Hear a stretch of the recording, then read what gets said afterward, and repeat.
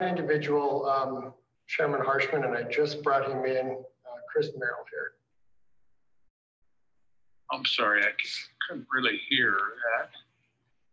We've got one individual, and I just brought them in, and they're. Yeah, I can see you now. Okay, great. Well, welcome. Hey, I appreciate you sticking with us here and joining us. So the floor is yours. We'd love to hear from you.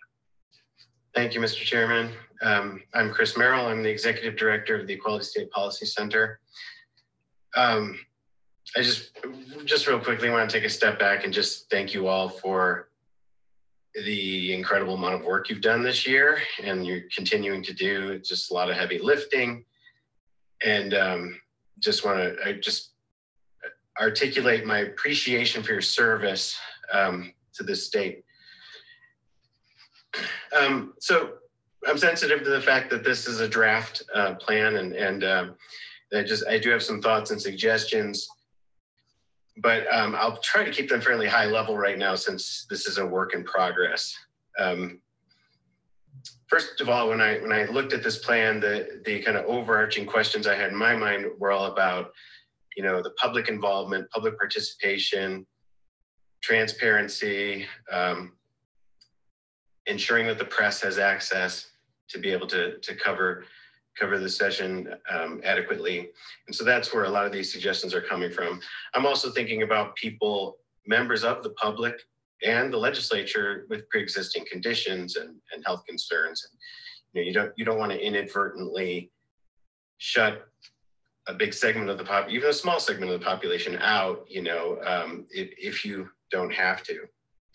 So I guess the first thing I'd say is it seems like there are a lot of persuasive arguments for going into recess until a later date. And I'm not going to go into that into depth because Director Obrecht, I think, covered a lot of the points that are that need to be considered there in terms of the benefits of waiting. The other thing I'd ask this council to consider is, if you are, not only for this potential session in January or later, but just for the future, really looking closely at having that hybrid approach for legislators in both chambers, in the House and the Senate, where legislators can participate on monitors and can participate in debates. It just seems important, and to at least give that serious consideration. On the question of testimony and during committee meetings in the different format from what you have been doing, where it would be audio only, I guess I would say, for audio only for the people testifying, I guess I would say audio only is better than not at all. And when it comes to the question of quality for video quality, in the chambers, I would say less than ideal video quality is better than no video at all.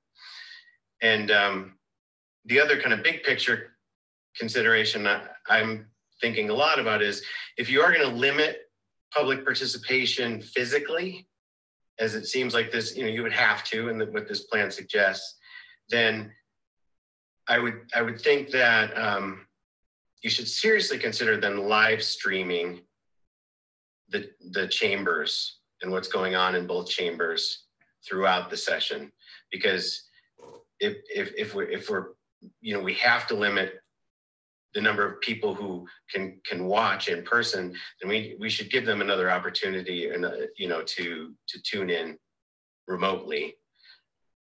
So those are kind of my big picture suggestions. And again, sensitive to the fact that I have a lot of thoughts on the draft plan, but I think it will evolve a lot. And so I'm not going to go into great details on all of the points I have written down here.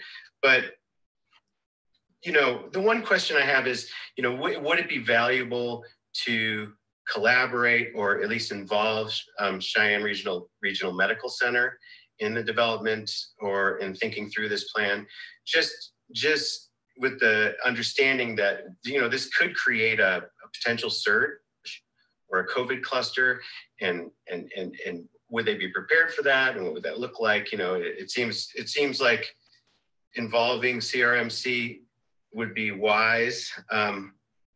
Probably defining what an outbreak means, you know, just looking specifically at the draft plan paragraph, I think it's 5, maybe it's 4, where it talks about recessing or suspending operations. You know, outbreak is used in quotation marks. It probably would be valuable to define that in some way, because it's kind of squishy, and it's, you know, it's left up to a lot of interpretation. I would also suggest in terms of the use of PPE, that right now in this draft plan, you're kind of creating like 2 classes of people in the Capitol, or you know, where you have one that's required to wear masks and others are strongly encouraged. Probably a simpler approach would be to just require people to wear masks when they're in the Capitol complex. Everybody, you know, treated the same way there. And with the understanding that, you know, we're just all doing this to try to take care of each other.